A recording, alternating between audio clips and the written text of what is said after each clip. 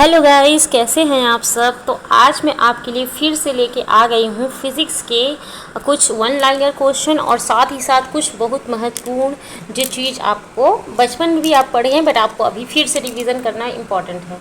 चलिए तो स्टार्ट करते हैं। हाइड्रोमीटर से क्या मापा जाता है? तो तरल पदार्थों का अपेक्षित घनत्व मापा जाता है। हाइड्रोमीटर से तरल पदार्थों का अपेक्षित घनत्व मापा जाता है हाइड्रोमीटर से। उसके बाद में नेक्स्ट है, हाइड्रोमीटर किस सिद्धांत पर कार्य करता है? तो हाइड्रोमीटर जो है वो कार्य करता है प्लवन के सिद्धांत पर। ठीक है, प्लवन के सिद्धांत पर कार्य करता है हाइड्रोमीटर। बहता हुआ हिमखंड ऊपर से ना पिघल कर नीचे से पिघलता है, क्यों? क्योंकि नीचे क्या हो जाता है, नीचे प्रेशर ज़्यादा है, क्योंकि नीचे भार है उसका।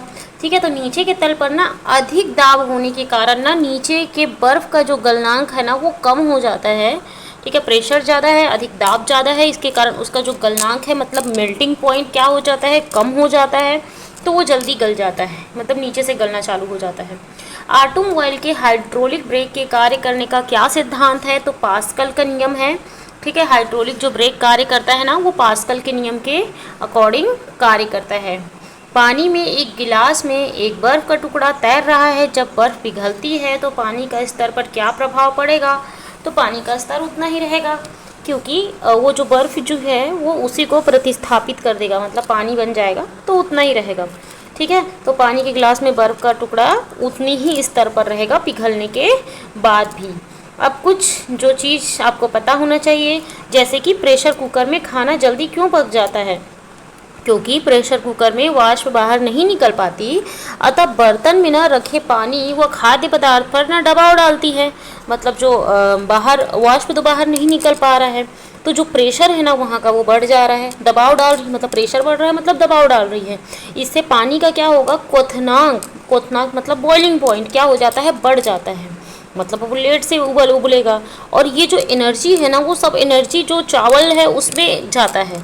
ठीक है, और अब वह 100 सेंटीग्रेड से अधिक ताप पर ना ये उबलेगा और भाप बनने से पहले अधिक जो ऊष्मा है ना वो ग्रहण कर लेता है, चावल है या फिर कोई भी जो सब्जी है वो ग्रहण कर लेता है। अतः खाद्य पदार्थ ताप भी उसी अनुपात में क्या हो जाता है, बढ़ जाता है और वह जल्दी पक जाता है। ठीक है, तो क्या होता है, पहली बात तो वाष्प बाहर नहीं निकल पाती, अतः बर्तन में पानी व खाद्य पदार्थ पर ना वो क्या करता है, वाष्प दबाव डालता है। अब दबाव डालता है तो पानी का क्वथनांक मतलब बॉइलिंग पॉइंट क्या हो जाता है, बढ़ जाता है। और अब वो ना 100 डिग्री सेंटीग्रेड पे नहीं उबलता, उससे ज़्यादा डिग्री सेंटीग्रेड पे उबलता है। तो भाप बनने से पहले ना वो अधिक ऊष्मा ग्रहण कर लेता है, अतः खाद्य पदार्थ का ताप ही उसी अनुपात में क्या हो जाता है, बढ़ जाता है और वह जल्दी पक जाता है। ओके, चलिए आगे बढ़ते हैं। नेक्स्ट है कि दुग्धमापी लैक्टोमीटर किस सिद्धांत पर कार्य करता है? मतलब लैक्टोमीटर मतलब कि दुग्धमापी मतलब दूध की शुद्धता नापने का। जब बर्फ़ को पानी में डालते हैं तो वो उसके आयतन का ना 1/10 भाग पानी के ऊपर व 9/10 भाग ना पानी के नीचे रहता है। मतलब अगर टोटल 10 भाग है तो एक भाग क्या रहता है, पानी के ऊपर रहता है बर्फ़ का, और टोटल जो 9 भाग है ना वो नीचे रहता है पानी के। अतः बर्फ़ का जो घनत्व होगा ना वो कितना होगा, 0.9 ग्राम पर सेंटीमीटर क्यूब होता है। वह शुद्ध जल का जो घनत्व है ना वो 1 ग्राम पर घन सेंटीमीटर या 1 किलोग्राम घन मीटर होता है ना। मतलब बर्फ़ का क्या हो गया, 0.9 ग्राम पर घन सेंटीमीटर होगा और शुद्ध जल का घनत्व 1 ग्राम पर घन सेंटीमीटर होता है। बर्फ़ हल्का होता है ना पानी से। इसी सिद्धांत के अनुसार जल मिश्रित दूध में दुग्धमापी को डुबाकर दूध में ना जल की मात्रा को क्या करते हैं, हम लोग ज्ञात कर लेते हैं कि कितना उसमें दूध है और कितना उसमें पानी है। नेक्स्ट, किसी वस्तु का घनत्व उसके द्रव्यमान तथा आयतन का अनुपात होता है। तो घनत्व क्या होता है, द्रव्यमान अपॉन आयतन होता है, और आयतन तो आपको पता है लंबाई गुणित चौड़ाई गुणित ऊंचाई। ठीक है, तो एल स्क्वायर कर सकते हैं। ठीक है, द्रव्यमान का एम, तो एम एल की पावर -3, तो घनत्व का क्या हो जाएगा, द्रव्यमान अपान आयतन हो जाएगा। अर्थात किसी वस्तु के एकांक यूनिट मतलब एकांक यूनिट, एक पर्टिकुलर यूनिट के आयतन के द्रव्यमान को उस वस्तु का क्या कहते हैं, घनत्व कहते हैं। इसका मात्रक ना किलोग्राम पर घन मीटर होता है। ठीक है, तो किसी वस्तु के एकांक यूनिट आयतन के द्रव्यमान को उस वस्तु का क्या कहते हैं, घनत्व कहते हैं, और इसका मात्रक ना किलोग्राम पर घन मीटर होता है। जल के सापेक्ष किसी वस्तु के घनत्व को उसका आपेक्षित घनत्व कहते हैं, अर्थात किसी वस्तु के घनत्व व जल के घनत्व के अनुपात को उस वस्तु के पदार्थ का आपेक्षित घनत्व या रिलेटिव डेंसिटी कहते हैं। यह एक मात्रक विहीन राशि है घनत्व, क्योंकि यह दो घनत्वों का क्या होता है, अनुपात होता है। ठीक है, तो जल के ना जो सापेक्ष घनत्व होता है ना, वो किसी वस्तु के घनत्व को उसका अपेक्षित घनत्व कहते हैं, अर्थात किसी वस्तु का अगर घनत्व है वो जल के घनत्व के अनुपात को उस वस्तु के पदार्थ का ना अपेक्षित घनत्व कहते हैं, मतलब उसके जल के घनत्व से उसको कंपैरिजन किया जाता है। रिलेटिव डेंसिटी कहते हैं यह एक मात्रक विहीन राशि है, क्योंकि यह दो घनत्वों का क्या होता है, अनुपात होता है। नेक्स्ट है हमारा मित केंद्र तथा उत्प्लावन केंद्र के बारे में बताया गया है। तो मित केंद्र क्या होता है, तैरती हुई वस्तु द्वारा हटाए गए द्रव के गुरुत्व केंद्र को ना, सेंटर ऑफ ग्रेविटी को ना उत्प्लावन केंद्र कहते हैं। उत्प्लावन मतलब बोयंसी, बोयंसी मतलब क्या होता है कि जो कोई पदार्थ को हम पानी में अगर डाल देते हैं तो वो जितना पानी प्रतिस्थापित करता है, मतलब हटाता है, तो उसी को उत्प्लावन बॉयंसी कहते हैं। तो तैरती हुई वस्तु द्वारा ना हटाए गए द्रव के गुरुत्व केंद्र को ना उत्प्लावन केंद्र कहते हैं।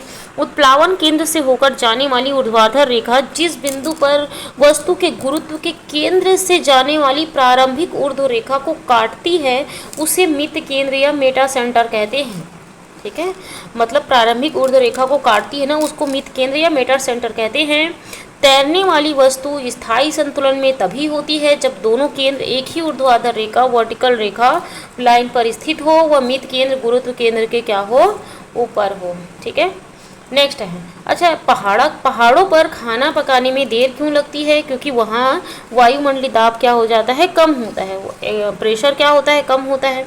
अब प्रेशर जब कम है तो होने से जल का प्रेशर अगर कम है तो उससे ना जल का जो क्वथनांक है ना वो भी क्या हो जाता है, कम हो जाता है, मतलब बॉइलिंग पॉइंट इसका कम हो जाता है। अब जल कम ताप पर ही क्या होगा, उबलने लगता है, जिससे जल भाप बनने से पहले भोजन को कम ही ऊष्मा दे पाता है। मतलब दाब प्रेशर कम है तो वो क्या होगा, लेट में उबलेगा कोई भी चीज़, और लेट में उबलेगा तो क्या होगा कि कम टेम्परेचर पर ही वो क्या होगा, उबलने लग जाता है, जिससे जल ना भाप बनने से पहले भोजन को कम ऊष्मा दे पाता है। ये ना प्रेशर कुकर के जस्ट अपोजिट है। ठीक है, चलिए नेक्स्ट आगे बढ़ते हैं। क्या आप जानते हैं कि लोहा या लोहे की कील पानी में डूब जाती है, क्योंकि लोहे का घनत्व जल के घनत्व से क्या होता है, अधिक होता है। कील तो डूब जाती है, कोई भी कील को अगर तुम पत्थर कोई पानी में डालोगे तो वो तो डूब जाती है, क्योंकि जो उसका घनत्व है ना, लोहे का घनत्व पानी के घनत्व से अधिक होता है। परंतु लोहे की बनी हुई जहाज पानी में क्यों नहीं डूबती। ठीक है, तो इसका रीज़न ये है कि जो जहाज का जो बनावट होती है ना, जहाज का विशेष बनावट, जहाज अपनी विशेष बनावट के कारण, शेप व आकृति, साइज के कारण अपने भार से अधिक का पानी विस्थापित करता है, मतलब कि हटाता है, जिससे इसके भार व उत्प्लावन बल का ना जो परिणामी ऊपर की ओर लगता है और जहाज ना तैरती रहती है। इसके जो विपरीत होता है ना, कील द्वारा हटाए गए द्रव का जो भार होता है ना, कील के भार से कम होता है, जिससे कील के भार व उस पर लगने वाले उत्प्लावन बल का परिणामी बल नीचे की ओर होता है और कील पानी में क्या हो जाती है, डूब जाती है। तो समझ आया, किसी भी चीज़ को तैरने के लिए उसको पानी को विस्थापित, उतना पर्टिकुलर पानी को विस्थापित करने की ज़रूरत है, तभी वो पर्टिकुलर चीज़ जो होगा वो पानी में नहीं डूबेगा। ठीक है, लेकिन कील जो है वो पानी उतना प्रतिस्थापित नहीं कर पाती है तो वो डूब जाती है, और जहाज इस तरीके से बनाया जाता है कि वो उतना पानी प्रतिस्थापित करती है तो जिसके कारण वो नहीं डूबता। नेक्स्ट है, आर्किमिडीज ने सोने के मुकुट को बिना क्षति पहुंचाए उसमें मिलावट का पता कैसे लगाया। तो उन्होंने ना एक बर्तन को पानी से पूरा भर लिया और फिर उसमें मुकुट को डुबा दिया। अब ना मुकुट को डुबाया, अब जितना पानी गिरा, मतलब फुल पानी जितना भरा था उसमें जितना पानी गिरा ना उसको नाप लिया। उसके बाद में बर्तन को फिर से पूरा फुल पानी में भर लिया और मुकुट जितना था उतने ही नाप के उतना ही किलो का उसने क्या किया, सोना डाला, बराबर उसमें सोना डुबाया। अब सोना डुबाया और जितना पानी गिरा उसको उसने नाप लिया, तो क्या हुआ कि उसने अपेक्षित घनत्व तो निकाल दिया कि उसका घनत्व तो क्या था। तो फिर गिरे हुए पानी को नाप लिया, इसके बाद उसका ना अपेक्षित घनत्व रिलेटिव डेंसिटी के सूत्र की सहायता से ना उन्होंने सिद्ध कर दिया कि मुकुट में क्या है, मूल मिलावट है। ठीक है, तो पहले जितना पानी था है ना। टोटल एक बाल्टी में पानी लग फुल पानी लिया, उसमें मुकुट डुबाया, जितना पानी गया उसको नाप लिया, उसके बाद में फिर से पानी को फुल किया, उसमें उसी के बराबर मुकुट के बराबर सोना डुबाया, और उसके बाद में उसको भी उस पानी को भी नाप लिया, और जितना पानी में डिफरेंस आया उतना उसमें क्या है, मिलावट है। नेक्स्ट, परीक्षा की दृष्टि से जब कुएं से पानी की बाल्टी को ऊपर खींचते हैं तो हमें कैसा महसूस होता है। तो पहली बात तो पानी के अंदर रहता है तो वो स्पीड से ऊपर आता है, लेकिन जस्ट पानी के जैसे बाहर निकलता है तो हमको भारी लगने लग जाता है। तो बाल्टी ना पानी की सतह के ऊपर आते ही ना हमको भारी प्रतीत होता है। ठीक है। बादलों के वायुमंडल में तैरने का क्या कारण है। तो सिंपल सी बात है, उसका जो घनत्व, उसकी डेंसिटी है ना, हवा के घनत्व से कम होता है। इस कारण से ना बादलों के वायुमंडल में बादल ना वायुमंडल में तैरते हैं, क्योंकि उसका घनत्व ना हवा के घनत्व से कम होता है, तो नीचे आ जाता। प्लवन करते हुए आइसबर्ग का कितना भार समुद्र की सतह के ऊपर होता है। तो हमने अभी देखा था 9, मतलब टोटल 10 भाग हैं। तो उसमें अभी यहाँ पे 1/9 बोला था, वहाँ पे 1/10 बोला था। ठीक है। तो कई जगह 1/9 बोलता है, कई जगह 1/10 बोलता है, तो आप थोड़ा सा ध्यान रखिएगा। ठीक है। 1/9 भाग क्या है, ऊपर रहता है। प्लवन सिद्धांत की खोज किसने की। तो आर्किमिडीज ने ना प्लवन सिद्धांत की खोज की थी। वायु में प्रचक्री स्पिनिंग क्रिकेट बॉल की व्याख्या किस सिद्धांत के आधार पर की जाती गई है। तो बर्नौली प्रमेय के आधार पर ना की जाती है। वायु में प्रचक्री स्पिनिंग क्रिकेट बॉल की ना व्याख्या किस सिद्धांत के आधार पर की जा सकती है। तो बर्नौली प्रमेय के आधार पर। लाइफ जैकेट डूबते व्यक्ति को कैसे बचाता है। तो वो ना व्यक्ति को उतारता है, फ्लोटिंग स्टेट रखने के लिए ना उसके आयतन में क्या कर देता है, वृद्धि कर देता है। ठीक है। Life jacket. ठीक है। तो जैसे कि अब हम लोग पहन के लाइफ जैकेट या जाते हैं, या फिर कुछ भी जो हम आयतन को क्या कर लेते हैं, बढ़ा लेते हैं, या कपड़े से बढ़ा ले, या टायर से बढ़ा ले, किसी भी तरीके से अगर हम आयतन को बढ़ा देंगे तो क्या हो जाएगा, हम नहीं डूबेंगे। ठीक है। उसी तरीके से अगर हम ऐसे तैरते हैं तो हमने आयतन को बढ़ा लेते हैं ना, हाथ पैर फैलाते हैं, तो इसलिए क्या होते हैं, हम नहीं डूबते हैं। ठीक है। तो यही रीज़न होता है। एक लकड़ी के टुकड़े को पानी के नीचे पकड़ कर रखने पर उस पर कितना उत्प्लावन बल कार्य करेगा। तो जितना लकड़ी के भार के ना बराबर प्लावन बल कार्य करेगा। लकड़ी के टुकड़े को पानी के नीचे पकड़ कर रखने पर उस पर कितना प्लावन बल कार्य करेगा, उस लकड़ी के भार के बराबर। जब बैरोमीटर का पाठ्यांक एकाएक नीचे गिरता है तो क्या होता है। तो अचानक से अगर नीचे गिरा, इसका मतलब आंधी आने की संभावना होती है। ठीक है। जब बैरोमीटर का पाठ्यांक धीरे धीरे नीचे गिरता है तो क्या होता है, नीचे गिरा मतलब कि गड़बड़ है, लेकिन अचानक नीचे गिरा तो आंधी आएगी। और धीरे धीरे नीचे गिरता है मतलब वर्षा होने की संभावना होती है। और जब बैरोमीटर का पाठ्यांक ना धीरे धीरे ऊपर चढ़ता है तो क्या होता है, दिन साफ रहने की संभावना होती है। नेक्स्ट है, कोई द्रव किसी पात्र में रखने पर उसकी दीवारों को गीला करेगा या नहीं, या सहसंजक व असंजक बलों के परिणामी बल पर निर्भर करता है। ठीक है। सहसंजक मतलब कि दो वस्तु के मध्य लगने वाले बल, जैसे कि द्रव है, द्रव मतलब पानी, वाटर है, वाटर के बीच अगर एक दूसरे से कनेक्टेड है तो सहसंजक बल के कारण ही कनेक्टेड है। ठीक है। वही बर्तन और पानी के बीच में ना क्या लगेगा, असंजक बल लगेगा।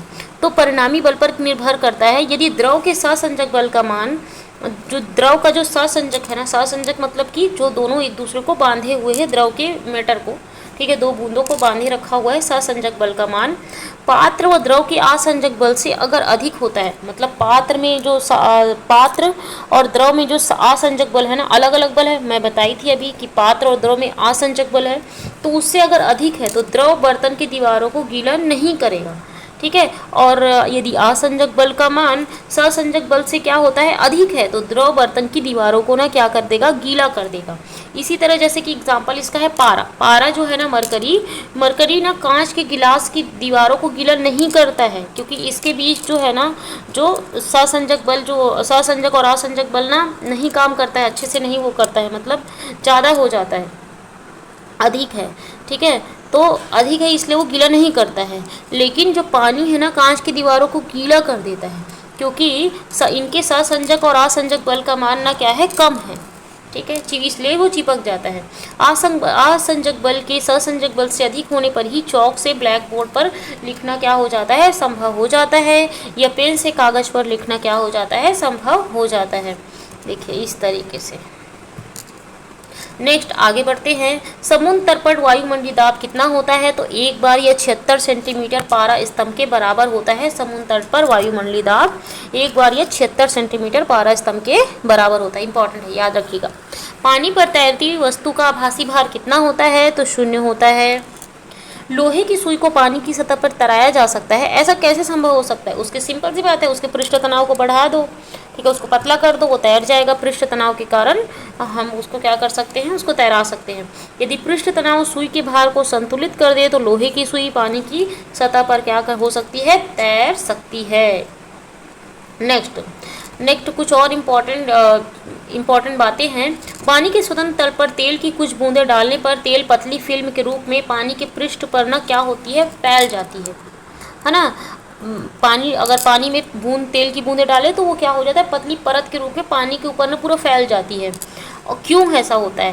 पानी और तेल के अणुओं के बीच ना लगने वाला जो आसंजक बल है ना, पानी और तेल में क्या लगेगा? आसंजक लगेगा। और पानी में क्या लगेगा? सासंजक बल लगेगा, ठीक है। तो पानी और तेल के अणुओं के बीच ना लगने वाला आसंजक बल तेल के अणुओं के मध्य लगने वाले ना सासंजक बल से अधिक होता है, ठीक है।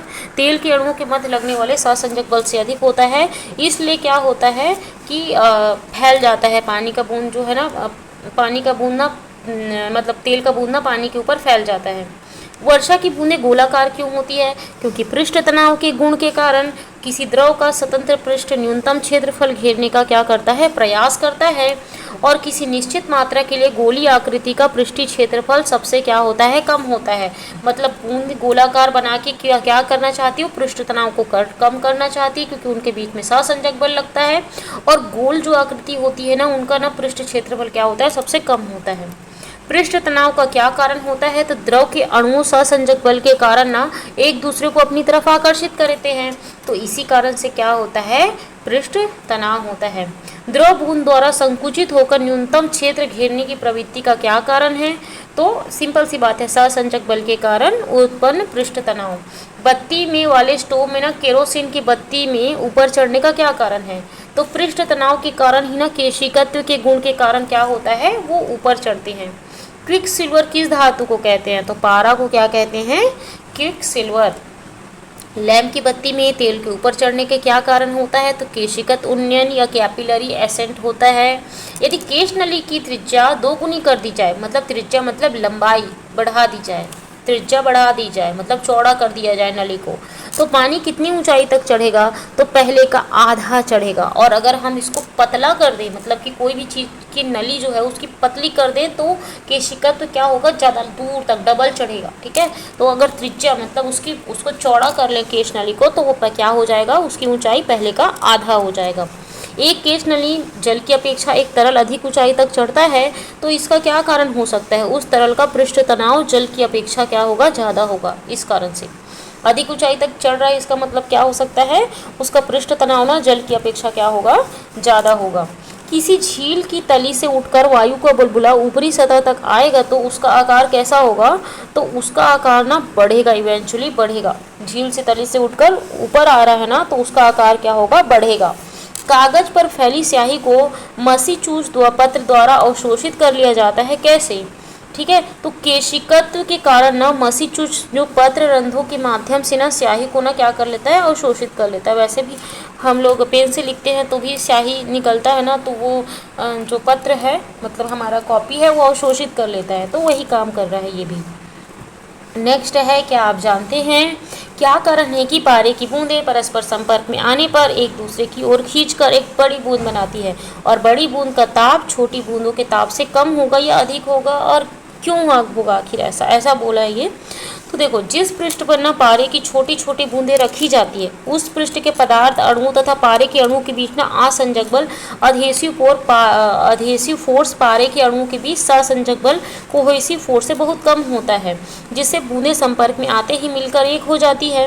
क्योंकि बड़ी बूंद का पृष्ठ क्षेत्रफल छोटी बूंदों के कुल पृष्ठीय क्षेत्रफल के योग से कम होता है, ठीक है।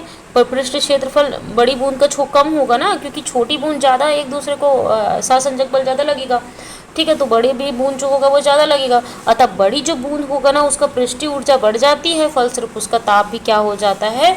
बढ़ जाती है। ठीक है, तो इसमें हुआ क्या समझ आया, जिस पृष्ठ पर पारे की छोटी छोटी बूंद रखी जाती है उस पृष्ठ के पदार्थ अणुओं तथा पारे के अणुओं के बीच ना असंजक बल अधेसिव फोर्स पारे के अणुओं के बीच ससंजक बल जो है ना, मतलब कोहेसिव फोर्स जो पारे के बीच में है वो ज़्यादा है, और जो जिस पर रखी हुई है उसके बीच जो असंजक बल वो क्या है, वो भी क्या है, कम है।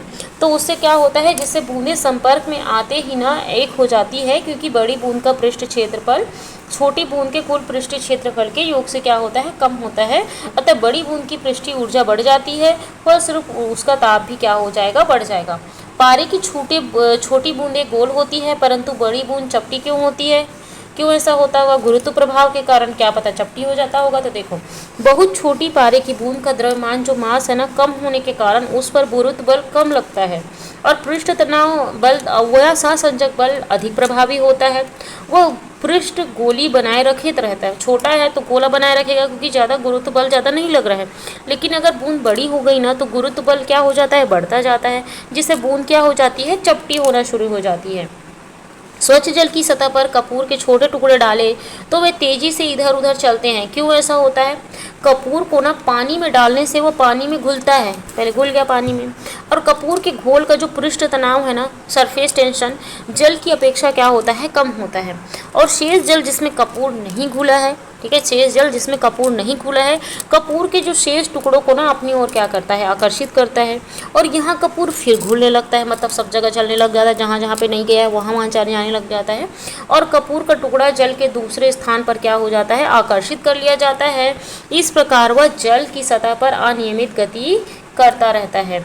नेक्स्ट है, द्रव की बूंदें गोलाकार क्यों होती है, क्यों होती होंगी गोलाकार, दिए गए आयतन के लिए गोले का पृष्ठ जब आकृतियों के पृष्ठ से कम होता है तो पृष्ठ तनाव के कारण द्रव न्यूनतम पृष्ठीय क्षेत्रफल मिनिमम सरफेस एरिया धारण करने की ना क्या करता है, चेष्टा करता है। अतः द्रव की स्वतंत्र बूंदें क्या होती है, गोलाकार होती है। ठीक है, तो मतलब कोशिश करती है कि वो हम न्यूनतम क्षेत्रफल घेरे, इस कारण, और जो गोल होता है ना वो सबसे कम पृष्ठ क्षेत्रफल घेरता है, इस कारण से द्रव की बूंदें क्या हो जाती है, गोलाकार होती है। नेक्स्ट है, लालटेन की बत्ती में मिट्टी का तेल बत्ती के धागों के बीच बनी केश नलियों द्वारा ही ऊपर चढ़ता रहता है। केश नली जो बने रहती है ना उसी के द्वारा ऊपर चढ़ता रहता है।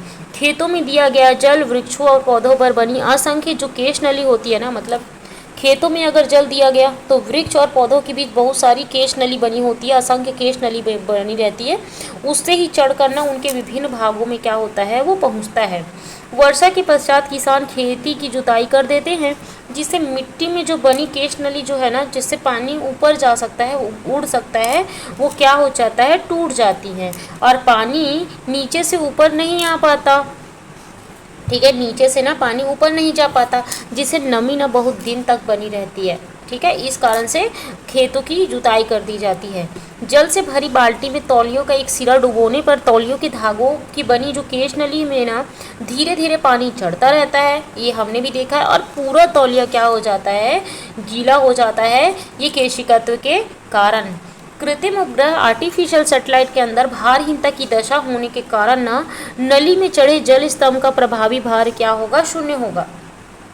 आर्टिफिशियल सैटेलाइट है, उसके अंदर तो भारहीनता होता है।